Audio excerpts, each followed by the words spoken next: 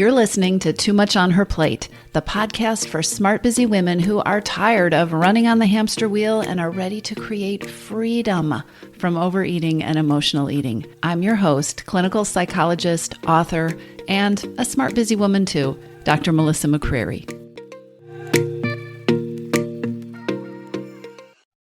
Hey, everybody. Welcome back to the podcast. And if you're a first-time listener, welcome. If you like what you hear, be sure to follow the podcast so you're notified of upcoming new episodes. And I'd be so appreciative if you would take the time to leave a rating or a review. It really helps. The way we approach change as human beings is so interesting, and you just have to find it adorable. It is so strange how our brains, we will decide, I want to do it differently this time. And then, even after we've decided we want to do it differently, our tendency is to approach the thing we're trying to change the same old way.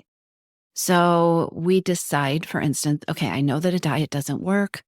I know that I've been through this same cycle over and over again. I'm going to do it differently this time.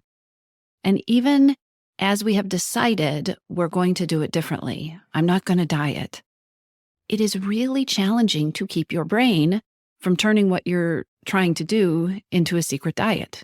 We do it all the time. We catch ourselves doing this. This is something that comes up over and over again in the Missing Piece program, where it is key, a key concept of that program, a key foundation of the work that I do is helping women move from deprivation mentality and diet mentality into freedom mentality, into a way of thinking and acting where you feel powerful and confident, and you are creating a relationship with food, a way of eating that you actually want to maintain forever. It isn't about self-control. And yet, even when we know this, it is so easy to slide into these old ways of thinking that are unempowering, that actually rob you of your confidence, that make changing your eating harder than it needs to be. And so I want to talk about that today. I want to talk specifically about how you build your power, how you empower yourself, how you put yourself in the driver's seat to create the freedom from overeating that you want. A few times a year, I teach a workshop on how to create freedom from overeating. I'll put the link to that in the show notes in case that's something you want to know more about. But a few times a year I do this. And one of the things I ask participants to do at the beginning of the workshop is to think about how they feel when they think about what it's going to take to change their eating. So this is the very beginning of the workshop before we haven't done anything. And I'll ask you to stop and think. You can do this right now. Stop and think about how you feel when you think about changing your eating, ending overeating, what it's going to take, what it will be like for you, what you are going to expect of yourself.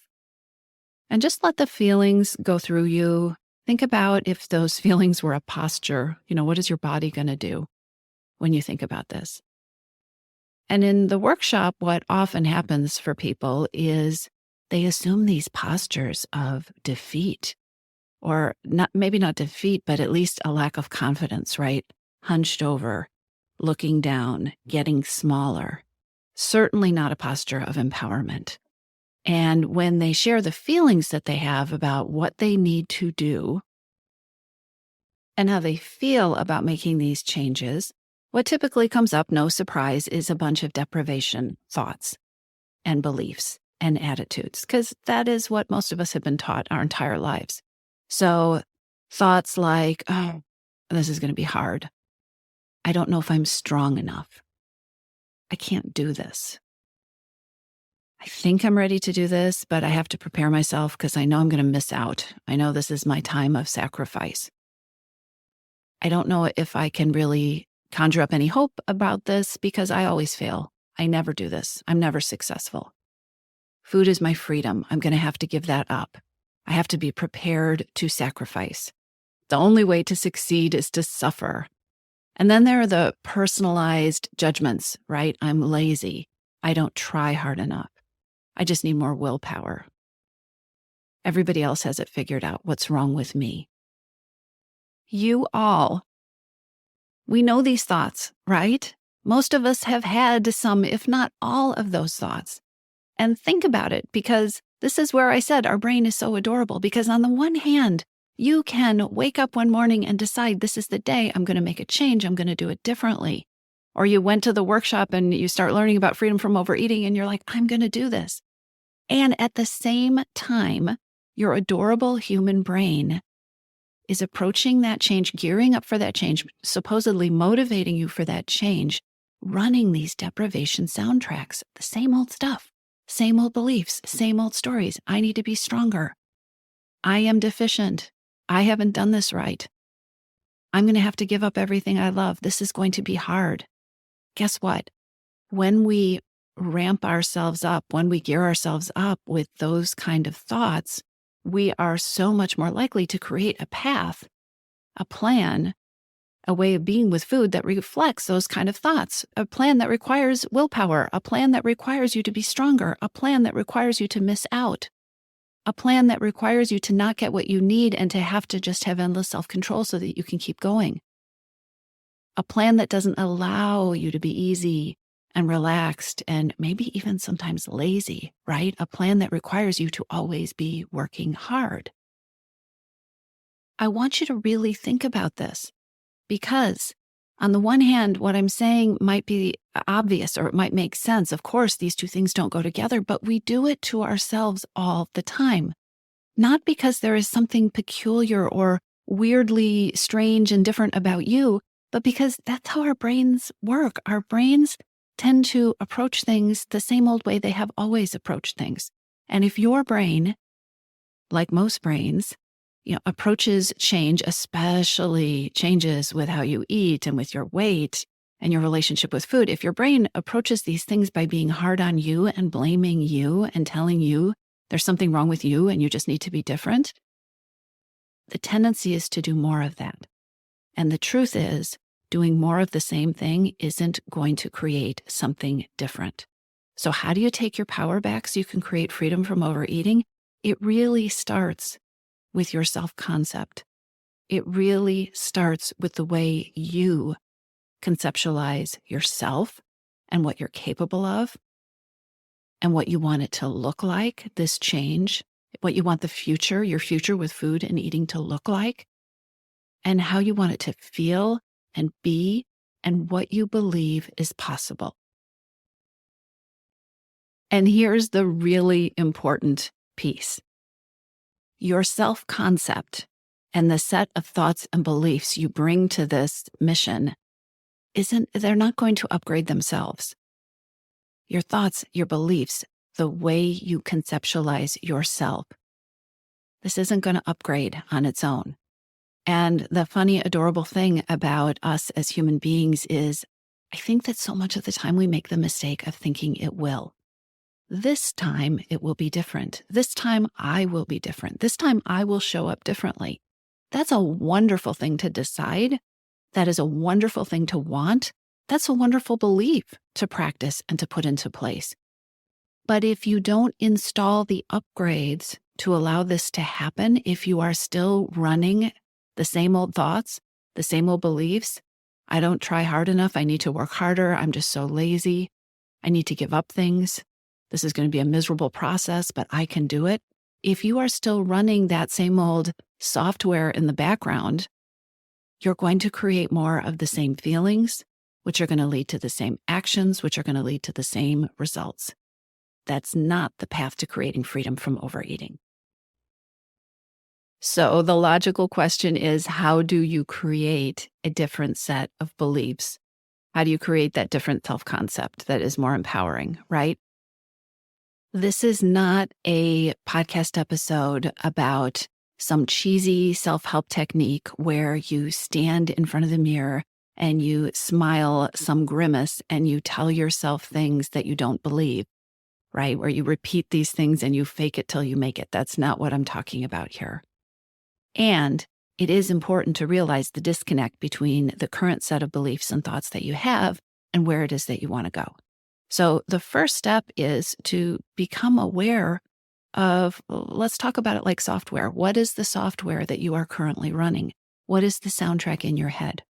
What are the beliefs that are on repeat to yourself, right? Those messages that go through your head, I don't know how many times a day, and maybe even while you're sleeping, about food, about eating, about yourself, about change, about what it takes to change, about whether or not you can be successful in creating a relationship with food that you want, about whether you're even allowed to have a relationship with food that you enjoy and that feels good.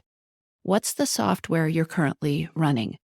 What are the messages and the beliefs and the thoughts that you have that aren't helpful or that aren't always helpful or that could be more helpful? The first step is to start to pay attention to this.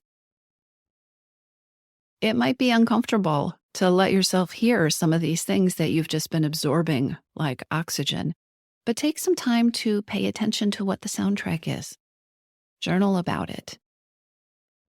Write things down when you notice them, right? Just start tuning in to, what am I telling myself? How am I talking to myself? What am I believing about this? What are my thoughts? What are my beliefs? How am I judging myself? What kind of names am I calling myself? This is the soundtrack that is flavoring and enhancing whatever results you are currently getting and creating the atmosphere around what kind of results you are trying to get. So, is this soundtrack helping you? Is it reinforcing what you want reinforced? Is it reinforcing things you don't necessarily want to grow stronger? What are you strengthening with this soundtrack, with this current software? That's the first part.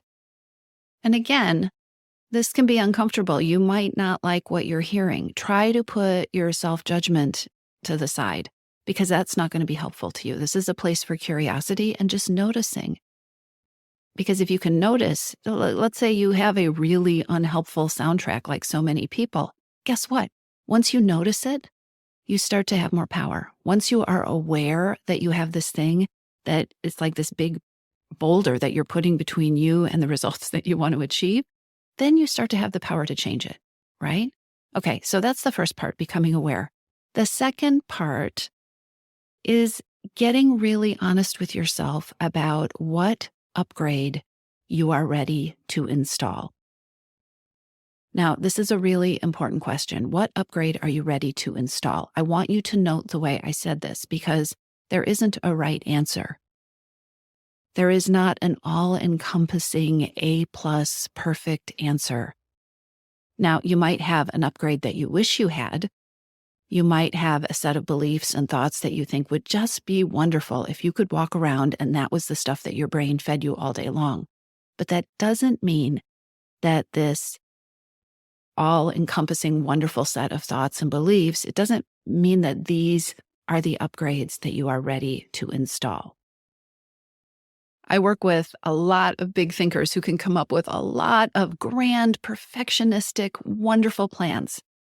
But the truth is, the only upgrade you can successfully make is one that you're ready for. The only new thought, the only new belief, the only new story that you can successfully make yours is one that you are ready for. This is so important. And upgrading your thoughts, changing your beliefs, changing the stories you tell yourself, this isn't a snap your fingers and you've done it. It doesn't have to be all at once, and it usually isn't all at once. So to go back to software, I was just upgrading a piece of software on my computer and I had to see, did I have the latest version, right? And I was looking at what was the version I had. And if you've ever done this, you've probably seen it isn't like there's version 1, 2, 3, and 4. There's version 2.01, and then there's version 2.0134, and then there's 2.07. There are like 12 versions sometimes before you even get from version 2 to version 3. Your upgrades don't need to be all at once. And sometimes the most powerful upgrade you can make is just a teeny tiny little shift in belief that up-levels you enough so that you are looking at things from a different vantage point. So take a belief, take a thought, take a story that isn't serving you, that isn't helping you, or that just doesn't feel good when it comes to what you are telling yourself about ending emotional eating or not binging at night or losing some weight or not overeating in the afternoon. Choose one thought or belief and then pick one doable replacement. What do I mean by that? I mean, play around until you find one thought or belief that you would like to practice, or a thought or belief that you would like to remind yourself of, or a thought or belief that you would like to reinforce or strengthen. Maybe you already have this thought or belief, but you don't think it often enough. It doesn't come to mind. It's not your default, right? It's maybe your thought or belief is, I can do this. Or maybe it's, I'm a hard worker. I need to remember that I'm a hard worker. Or maybe it's, I would like to remember that it doesn't always have to be hard. I'm entitled to do things the easy way sometimes, right?